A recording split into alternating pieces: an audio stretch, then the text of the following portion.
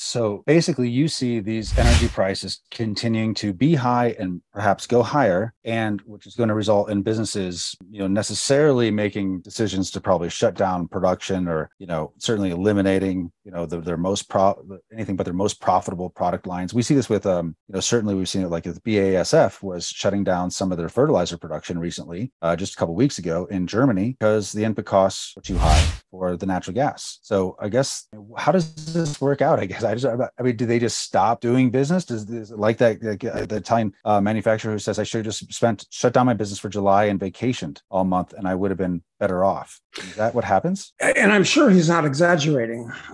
I'm sure he's quite correct when your costs go up by that much. I wonder, this is a mental space patrol on my part, but could Ayn Rand's Atlas Shrugged actually be predictive, where kind of the central theme of it was the people that actually did things and created things and produced things decided, to hell with it. I'm not, let this ship sink. I'm going elsewhere. And they formed their own community. So it was science fiction, obviously, but there was a lot of reality to Atlas Shrugged. Yeah, I think so.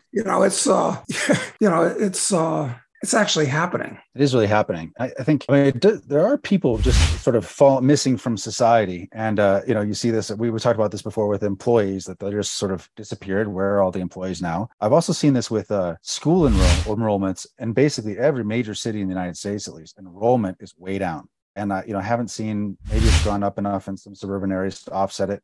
But it's like missing students, we're missing workers. For the most part, though, it still seems like the drivers of industry and business are still there for the most part. But eventually, you got to imagine they are gonna start shrugging, and they are gonna just back away from it all. Yeah, massive changes coming. But I think another thing you came up with was the what the IRS is doing about this incipient trend.